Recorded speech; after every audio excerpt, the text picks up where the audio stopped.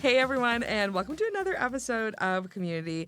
I have one of listeners' favorite guests ever on. Hi, Ben. Hey, Kristina. I actually had somebody reach out to me recently via text and say to me that they think you should be the co-host of this podcast. You have since declined. Actually, you didn't even acknowledge the message when I said it to you, which I'm taking as a decline. I didn't acknowledge it. Are you sure? Maybe a thumbs down emoji. I must have said something. But yeah. Well, we're going to talk about something that is kind of like one of those like love it or hate it kind of things. And, I've definitely referenced this person before when I've talked about marketing and social proof and buying and selling. And I actually, every time I do the algorithm proof webinar, I always use Alex Hormozi as an example because I'm like, this man could literally sell me anything. Like, I would buy it just because of like how visible he is, and he's there all the time. And he just had an like insane book launch, 10 hours long, $100 million book launch that teaches us about a lot about community. So yeah, I'm excited to chat. Yeah, I think this is super interesting too because I think it's just proof too that like when something goes really well, there's going to be people who have opinions about it. Yes. So I'm excited to talk about that though because this is I think this is going to be studied for a really long time. There's lots of unique things here. So yeah. Well, actually, it was interesting because like I don't know about you, but I know you're not big on the Instagram. You use the Social Snippet Instagram as your Instagram. And so if anyone ever messages the Social Snippet Instagram about Ben, don't do it because he will see it first. But I didn't get targeted by any Alex Hormozi ads. And I feel like I should have been targeted. But did you see any Alex Hormozi stuff about his book? honestly, like not really. To be Yeah. honest, I maybe I don't we fallen out of the algorithm with that somehow. But no. But then like. When you're like, oh, like I heard about this thing, like I want to talk about it. I went on like a bit of a rabbit hole, and it's there. Yeah. Well, I knew he had a book coming out because I've read his other books. I know you've like gone through his books too. Yeah. And I saw that he went on a little bit of a podcast tour, so I listened to him on My First Million last week, and it was like a really good episode. Like, so I knew there was a book coming, but I didn't understand the magnitude of what he was doing. So I'm kind of like, Alex, you missed me with the ad, but I'm also like. The day after his book launch, I woke up and I was on Threads. Every single thread was about his book launch. It was about like the strategy behind it. Yeah. And people find Alex kind of controversial where it's like Alex works like 18 hours a day. Like if he's not working out or I think hanging out with his wife, him and Layla work like constantly. That's like a huge piece. And so there's a lot of people, especially women, who are like, can't work like that, have a family, like not possible anymore. So I think he has a very like controversial vibe. But what I love about him is I think he actually like breaks down business principles in like really easy ways for people to understand. But he is a controversial figure. Totally, yeah. I think like, I mean, I don't know. It's hard to know like the psychology behind like what like why he does what he does. But when you like actually like consume his content, like it's really hard to actually believe that he's not like for you as like a business owner. So I think like obviously you got to break through. Like he's a bit bro-y. He's a grind set kind of guy, but man, he gives a lot of value for free. Yeah, which we are big proponents of. Yeah, and no one really does it better than him, probably. Yeah, I agree. Yeah, it's interesting because he doesn't need to do these things. I don't think he needs the money from these book sales. I don't think like that's the goal. But yeah, what are you gonna say? Well, it's just funny because when you say that, it's like. I do believe that, but like then what am I to believe that he just made $100 million for fun, which I kind of think is probably what happened. But I kind of think he does things to prove he can do them. Totally, I think he's got a big like challenge mindset where it's just like, oh, like I wonder if I can do this. Like let me try. Oh, I did it. That was pretty cool. Well, I guess it's. I looked into this a little bit more. It's like the. Like perceived to be the largest nonfiction book launch ever. Yeah, exactly. That's the Guinness World Record that they actually got, I think. And it was funny. He was saying like basically how he was like looking at like, oh, what are the top? So basically, and this book now comes second in terms of like fastest book launch to 2 million copies. It's like Harry Potter first, and then like this business book is second. But he was like looking at the list of like the top like nonfiction sold books, and they're all by like politicians. And I think that bothered him for some reason. It kind of he seemed like, oh, like nothing, not that he hates politicians or anything, but he was just like he wanted something that's like actually gonna help people kind of thing. Yeah. So definitely from like that standpoint, it's kind of hard not to root for him. Where I'm Yeah. like, I do actually believe that he legitimately does want to scale these businesses, and his whole thing is like, I'm going to give you free advice to scale your business, so eventually my company can buy your business. Is basically what his thing, and I believe if he's lying, like he's got me, because I do believe that is actually what he wants to do. And it seems like there's a lot to gain from like the viewer or like the reader of this book just by tuning into his like free live stream. So, Totally. Yeah. Ben is 2 minutes away from wearing a nose strip and a backwards baseball cap for all future content. If that's all that it took to be Alex Hormozi, I would do it. Yeah. I think that there's more things that maybe I'm less willing to do. Yeah. But, yeah. No, and I think that's the thing with him in total, right? Is that it's like, what are you willing to do? What are you willing to try? And I agree. I think for him, like with the like, because even if you think about this, I hear this all the time, and like, and I'm sure you do with our clients as well. Like people will be like, everyone has a book, right? Like, and we've talked about this before, where sometimes even Maria and I are like, should we write a book? Like everyone's written a book. Our friend Jake helps people like bring books to life, like lots of good stuff. Yeah. But at the same time, it's like, then I remember I'm an entrepreneur. Not everyone's an entrepreneur. Mm-hmm. So you think about how successful this book was when it's really only for business owners and entrepreneurs and like people who want to be, like, it feels like he almost got everybody. And then we didn't even see the ad. So you can, like, there's a lot of opportunity out there. Yeah, way more than you think. I think I get into that mindset too, where it's like, is this even possible? Like, I'm too niche. There's no one out there who actually wants this. But like, yeah, I mean, I think that's like not, bluntly, I would call that a loser mindset, because like there is like an endless amounts of opportunity, and then this proves it. You can basically do an endless amount of sales in one day if you're actually working for it. So. Yeah. Love it. Scary. Almost makes you feel like it's like when it's like, oh, why am I not there kind of thing. But I think that there's like so much that we can learn from this, and even if you could implement, I think, a couple of the things that he's done, I think that you're gonna be in a much better place than you were yesterday. So, yeah. And that's what we want to talk about a bit today. Is kind of like what you can learn from this to apply to your $100,000 business or whatever it looks like. Because there's no doubt, and this is where I think people need to remember when they're like looking at social, is like Alex Hormozi spent some money on some ads. Yeah, I believe the numbers for this. So projected made about $100 million in 2 days. Yeah. But I believe that it was about $4 million ad spend. Yeah. So I don't know. That's a lot of money. Who's spending? Are you spending we're not spending $4 million here. We're zero actually is what we're spending. Social System has not spent a lot of money on ad. Across 4 years, have not spent even remotely close to $4 million. No. So you can see like, okay, there's a big investment there. So before you're like, oh my gosh, like why don't I have a $100 million launch? There is some spend in there. And I was listening to Layla on a podcast even just yesterday. She's not always my speed, but I do like her podcast. And she was talking about how like the way that they built their business was cold outreach. Yeah. Which is very different than us. Ours has been really community driven. And now they have a community and they have lots of fans. And like, I know lots of people have been to their events. But for us, it's been really about like that community aspect. And they've done it really through paid. So what I'm going to go through really quickly is just like what happened at the launch. So it was a 10-hour live stream, which could you imagine? Like 10 hours. I think it was split over 2 days, is from my understanding, is that it was 2 5-hour days.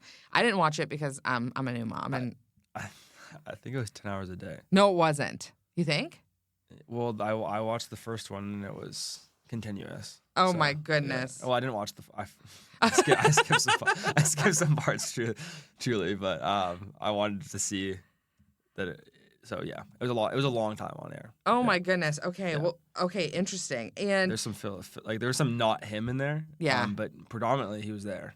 Yeah. In that time, it wasn't him. I'm just telling you guys. He went to the gym and he ate a dessert, because those are the two things that he does talk about otherwise. Probably could have slept. Probably didn't. Yeah. I actually listened to that $100 million podcast, and they asked him what he was obsessed with, like in his life, like is there anything that he's like really into, and he said gym equipment.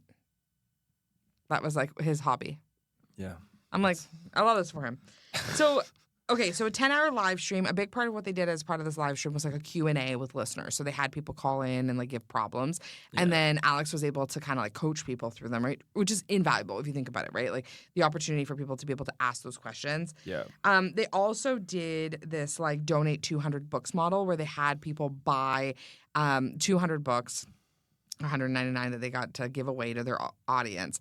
And then they got all these perks. I think it was like $6,000 for like all of these books.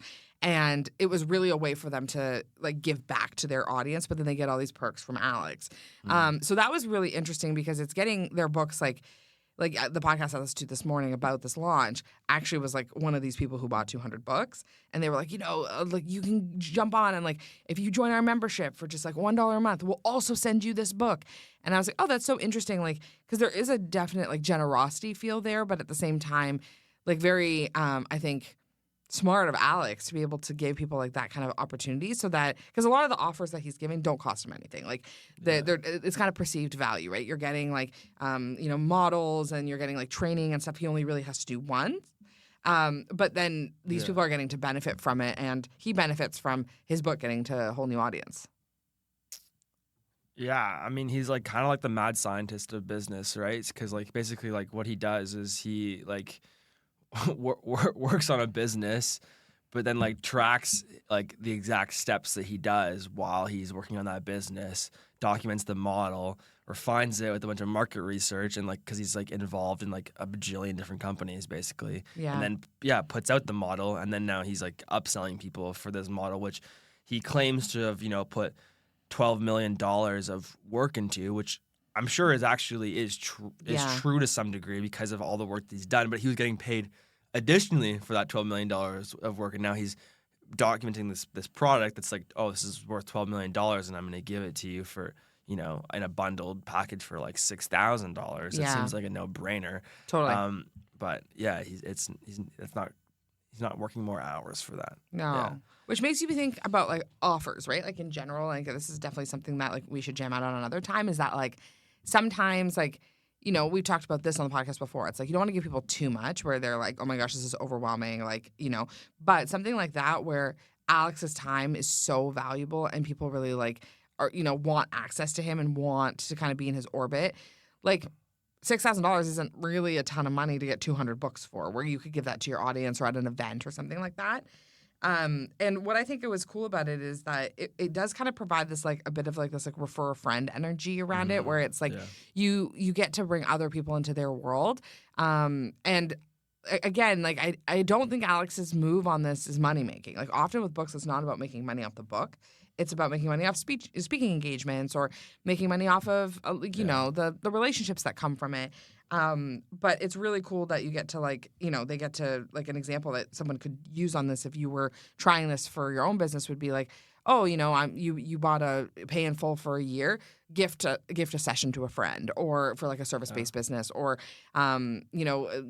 organize something for somebody else, and then it kind of brings other people into that person's world too. So it's pretty smart.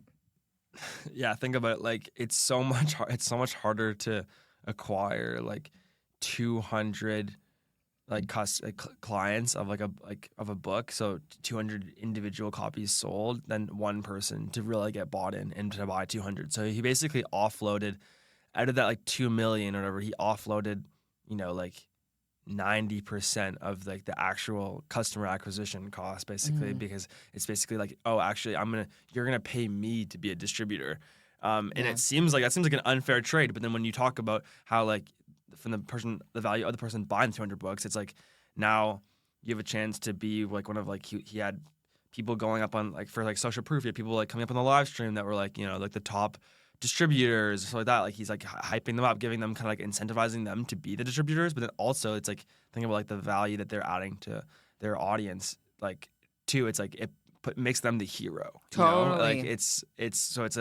quite like.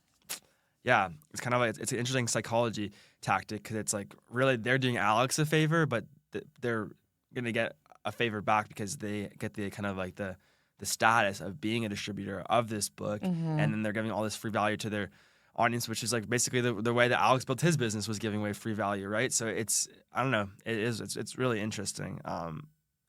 Yeah, and he built in a lot of it was just like, it was a lot of like a lot of cause that he had behind it too, with like him, like with his mission from the beginning. He was just so clear on like, this is basically our game plan. This is like all of like the irresistible value that is in this, and like this is like how we're gonna get to like this goal. So people even being on this live stream, it's like it was like a total like team like mentality on like, this is where we are, this is how we're gonna get there.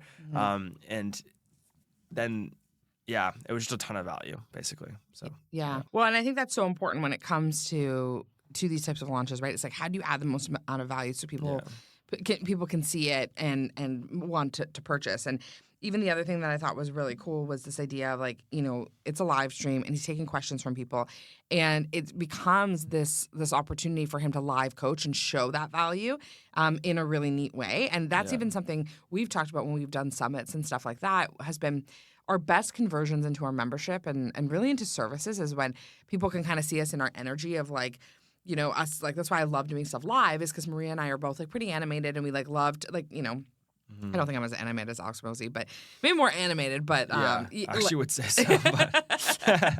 But like, we both like feed from energy, which I think Alex does too, right? So that was such a great opportunity for people. Like, if they were on the fence about buying the book, if they're on the fence about paying that $6,000, you go up there and you're like, hey, I have this problem, Alex. Like, and he's able to like walk you through it and be like, hey, in my book, I talk about this in the money models and talk about this in $100 million leads or whatever. And that just reminds you that like, even if you're doing a launch, like, how do you make your audience, your viewers, your community, all those people like kind of part of what you're doing? Whether that be like, it doesn't have to be like a live Q&A or a 10-hour live stream. We're not telling people to do 10-hour live streams as your launches. Actually, please don't. But like, can you like host a virtual like launch party? Can you do a Q&A as part of of your launch, even just for an hour? Can you do like any kind of pre-launch activities that get people excited? Because it kind of leads into our conversation that we've had before, which is this idea of like building in the light. If you show people like what you're up to, people are a little bit more invested in it, and they're able to like make a quicker buying choice, because it's not as quick as like, oh, I'm like launched this. And Alex does a great job with that, obviously. Yeah, totally. I think like even though maybe it was less on our radar, like it was the perfect formula of like even though like it was a perfect formula because he kind of like in a sense built in the dark to some extent, because like people didn't know this book was coming for a while, but like he's been in the light for so long, basically being like, his bio actually for a long time was, I have nothing to sell you, basically. And then when this book was released, that bio went away, and basically, I have one thing to sell you, and this is this book. So he's actually was building the light on the book in the sense that like he wasn't always being like, I have something coming, like get ready, like, pull out your wallets, basically this. Like he was building the light, being like, this is what I do. This is how I help people. Here's like how I support businesses. And right now I have nothing to buy to sell you. So he didn't get any buyer fatigue that way. It was just like, oh, people are like, I'm gonna follow this. And then he's grown his following so much, and then he goes on these podcast tour. He starts to tease the book. He's like, I'm gonna have something to sell you, basically. And then it comes out, and it's like, this is what it is. And like all of these things that you've seen me like working to build, this is the product. This is the mountaintop moment. Like, and then he adds urgency. Like basically, like, if you want this deal, if you want this package, buy now. Basically, like this will look like $100 million in 2 days or whatever. But obviously, like that's never actually the case, right? Because he could have been selling things for the last 2 years that he didn't sell. He was doing other stuff on the side. He's not hurting for money.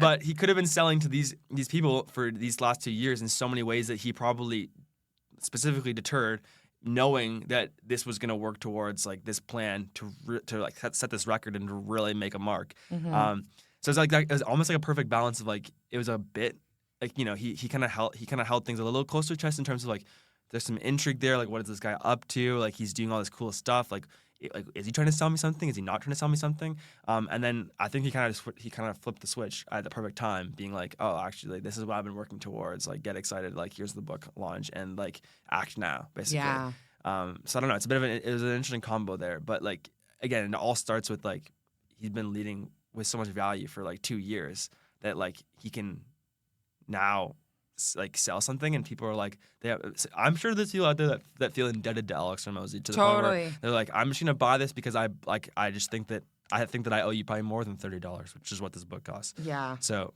yeah, it's like you earn the right. Like we talk about this with like breath and stuff like that too, where it's like often when you start a business, you haven't earned the right to do more than one thing. Yeah. And like a big part of Alex's like concept, like even I was gonna send you this. You were on vacation, a well-deserved vacation. Ben never takes any days off, and he went and he volunteered for a week. But I listened to this Alex Hormozi episode where Ben is like always trying to rein me and Maria in because we're like, what if we did this? And he's kind of like, okay, ladies, like let's like like bring it back in a little in a nicer way than that. And Alex is kind of like, you should not have more than one offer until you've perfected your offer. And until that like prints money, like you shouldn't have another offer. And often, like especially early entrepreneurs, like we were this, right? We're gonna do social, we're gonna do podcasting, we're gonna have a membership, we're looking to have women, and like a lot of these things have popped off. We've had things that haven't, and I love to try new things. And so, but like a big thing with Alex is really like, like really that maintaining that focus. And you can see that like now all he's really talking about is his book, right? He's really focused in on the money models piece. Mm-hmm. But when I did some coaching with Chris Harder a few years ago, one of the pieces that kind of came up was like really like Chris was very focused on telling people like how much runway do you have to be able to do something for free. Yeah. Like you would always ask people that. Like if you have another thing going and you're building something else, like whatever that looks like this is like how much runway do you have to be able to just like add value to people before you have to sell. And it's amazing because sometimes people have way more runway than they think. Because sometimes people have no runway. Yeah. But it's the people who have a little bit more runway where they're able to sell more long term because they're just adding value over and over again. And I think the piece with value too is that you can give people a more significant offer too, where you're able to like Alex has, where you're able to like really layer in more value. So like even one of the pieces that he talks about with his launch was he offered playbooks. They have like an acquisition AI, which by the way, like everybody's offering like chatbots and stuff like that right now, like clones. Yeah, I heard like kind of mixed reviews with this one. Oh, tell me. It was like kind of like I heard it was just all right, but it was like not necessarily like if you already have like a really good chat bot like that you like custom GPT channels like it's probably not really wildly better than that his AI bot, but I heard it was like fine. Yeah. It's interesting because the AI piece is so, to me, it's like fascinating because it's like, even us, I think we're just like at the beginning of figuring out how to use it. You're farther than I am, truly, but like every once in a while, I'm like, did you know that ChatGPT does this? And you're like, yes. But there's these people who have built like out way more. My friend Jim does a lot of stuff. I'm gonna have Jim on the podcast soon. Like a lot of like cool stuff. But there's people out there who are gonna find that wildly impressive. Oh, and I think it's still. I mean, he built one. So it is impressive. It might not necessarily that offer alone. That might not necessarily change your life. But like again, a lot of value. And I think like what's interesting with some of these things too is like there's just so much. I don't know. There's so much perceived value too, where it's just like it's not really easy to like look at this and be like, oh, this is like how much this is worth because his brand is so strong. He's so trustworthy. Yeah. He's been around for so long. He's had like these exits, all this stuff. Where it's like anything that Alex puts out, it's like I don't know. It's just you perceive the value like differently. Mm-hmm. Versus like this AI bot, like I think it's probably good. It's probably not. It might not be great, but it is Alex's Hormozi's AI bot. So like I feel like that's gonna alone make it more valuable than maybe it would have been if I put it out. So I would buy the Benberg bot. Luckily I don't have to because I have the real thing. But what I was gonna say too is the thing about offers as well is there's gonna be things that appeal to some people that don't appeal to other people, which is like natural life, right? Yeah. Like, but it's like that's a really good reminder of like I think even you and I were talking about something related to this earlier today that it's like. I think it was related to our podcasting offer, but like there are things that we offer some people where people are like, oh my God, like thank you so much for doing this. Like this is amazing. And then there's other people or other offers we have where people are like, they don't really see the value of it or they don't see how long it takes, right? So it's going to hit people differently. The other thing too is that he offered a school trial, which is like one of the like apps that he works with, workshops. And I think the lesson here is that like when you're building out an offer, like are there things that you can do to add value that aren't like overwhelming. Like, I think the days of 365 prompts and 100 templates and like 99 this, like, people get overwhelmed by that kind of stuff. But what are things that you can do that are like exclusive resources, maybe templates? And the thing I would encourage you not to do with this, because, and this is a learning I've had myself, not necessarily only from this, but is like, don't offer a lot of one-on-one time. Because this is something I think, especially early stage entrepreneurs, they want to do is they'll say, oh, I'm really excited about this. And I'm like, and I'm going to offer everyone like a one-on-one after. And Maria and I were about to launch something or like relaunch something coming up soon. And as part of an upsell, there is an offer that has some one-on-one time. And Maria and I were both kind of like, how many of these can we do without going nuts? Like, will that add enough value to that person that they're going to want to make a quick choice? And so I think for if you're doing an offer, like, can you make a playbook that goes with it? Can you make a template or something? If it is a product-based business, which I know, sometimes this stuff is harder to apply to a product-based business, but, can you do an educational piece with it? Maybe it's like a recipe that goes with it or like something different that can help enhance it. But yeah, I just think that that's really important, is that like it's that you're able to add some extra value as well. It's tough, and I mean, I think if there's a clear formula to it, we'd all probably be closer to $100 million book launches than like Alex. But like he has the perfect mix of like making the offer like so irresistible with all the value, but like again, like you're saying, like not overwhelming people. Because I think something we talked about too recently, is you're talking about there, it's like how do you make it so like the value is like overwhelming in the sense that you can't believe how good the deal is, but not overwhelming in the sense that you don't think you're gonna get enough value out of it. And I think that comes from like, I don't know, like obviously how you price it, like are you adding in things that are actually really high quality? Are you just throwing in things just to throw in things to confuse them? Like, so I think that's a bit of an attitude sometimes where it's like, oh, we want to charge $1,000, but we don't think that our thing's worth $1,000, so we're gonna like throw in this, and we're gonna say it's valued at $100, and we're gonna throw in this, and it's like, okay, like that is $1,000 of value, I guess, but like it's kind of like it's a bit of a fraudulent $1,000 of value, versus it's like if you start, I would say like even like underestimate like the value of what you're offering, and don't just like throw in things with a lot of intention too, because I think that like everything that he's throwing in here is of like actual like substantial value, and it's priced so fairly that it's like it's kind of unbelievably good, an unbelievably good deal, right? Versus it's like, I think like you can put yourself in a bit of a jam when you basically overwhelm people with stuff that they don't really want, right? Like they start to lose that like sense of like, oh, like this is actually something that I need, kind of thing. Totally. Even if like the core thing is, you can kind of like adding things around the outside can kind of be a bit distracting. So yeah. Well, we've talked about this before on the podcast, but even like James Wedmore's course. Yeah. I love BBD. Honestly, BBD is such an amazing course for people who want to learn messaging, want to learn about different types of launches. James is a genius. I have a mental block on going into the platform because there's so many things in there. He's always adding new stuff, right? And you get so many bonuses when you buy, which at the time, you're excited about it, but you also want people to like complete the course, right? Yeah. Okay. Well, I'll tell you right now, don't buy it unless you're actively building a business or an offer. Yeah. It is the perfect tool for you to go through something with. But if you've already built something and you're looking to fix it, I think you're going to find it incredibly overwhelming. That's just my personal opinion. So we tried to get Ben to do BBD, and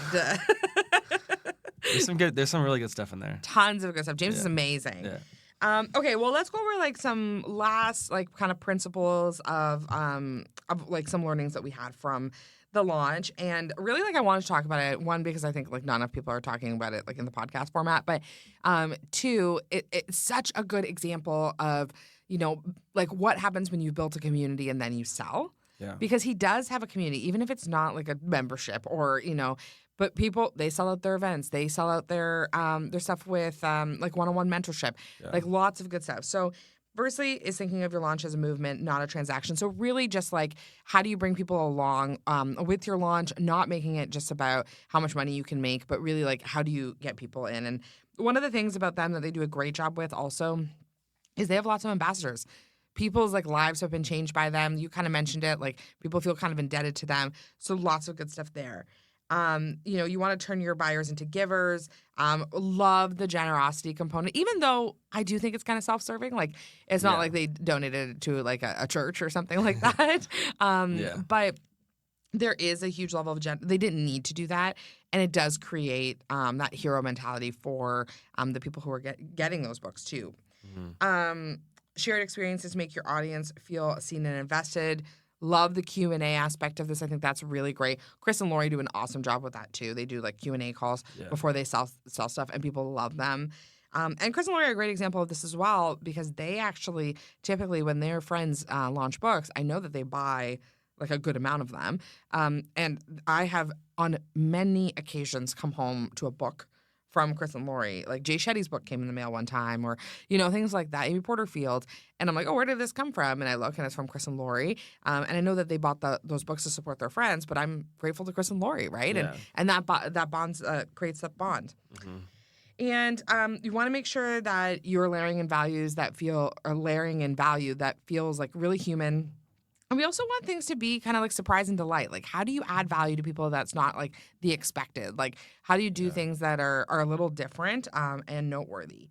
Any last thoughts from you on this launch? I think that this is just like a masterclass in that, like, you don't have to do things like the same way kind of thing. I think that you have to, like, what we know from this is that, like, there's no amount of value that you can give that's gonna like outweigh the kind of like delayed value that you're gonna get from just like giving like freely and openly. I think that like Alex Hormozi, like literally like on content alone, I'm sure spends like millions of dollars in terms of the distribution, and it's like obviously like again, like you're talking about runway, like some people have the runway to do that, some people don't, but like in general, like I don't think that like if you are putting out really valuable content for your community, if you are like intentionally following up with them, like giving away time, giving away value, I don't think that you can do too much of that to the point where if you're actually like planning ahead for a launch, like you're not like there's no way you won't reap like that eventually. And then I think like so I think building in the light in terms of like operating the light, giving the value up front, and then just being really strategic about like when you sell, I think is like a really key thing here as well. And then like I just think that like the movement piece really stands out to me again from this, that like this was like the purpose was like just so different in terms of it's like I'm not just gonna like pump out a bunch of like paid ads, like I'm actually going to like turn this into like something where it's like I'm like this like the 10-hour call was like for business owners. Like it's basically like for like 10 hours we're just gonna like workshop your business. Like I'm gonna like this is what I'm selling, but like you actually could come onto this call and get a bunch of free advice for free, like and change your business. And it just kind of like it makes you like want to like identify with it and be a part of it in a way that's not like a traditional ad, which I think we're just seeing less and less and less of. Like so I think like the value piece and like this movement piece is so important, is because like people aren't buying from like even like Layla and Alex like used to do cold outreach. I think there's a reason why that's actually not their strategy anymore. One of the parts is they don't need to. People already know who they are. Obviously, I'm aware of that. But like even if they didn't, I don't know if they would be approaching the same way, because I don't think that cold outreach is where it was. Like I think that like building this like personal brand is more important than it's ever been right now. And I think leading with a ton of value is like the biggest part of that, and making people like really identify with you and what you're doing. Like there has to be a cause, and I think that there was a really clear cause to this, and the value was so good, and they had been already giving for so long that it kind of just seemed like a no-brainer to buy. So that was pretty crazy. Yeah. Well, I love it. And Ben, thank you so much for doing this with me. I know Ben, again, went on vacation. I came back and I was like, I have an idea for an episode. He's like, that sounds like a great episode. And I was like, you're going to do it with me. It's going to be awesome.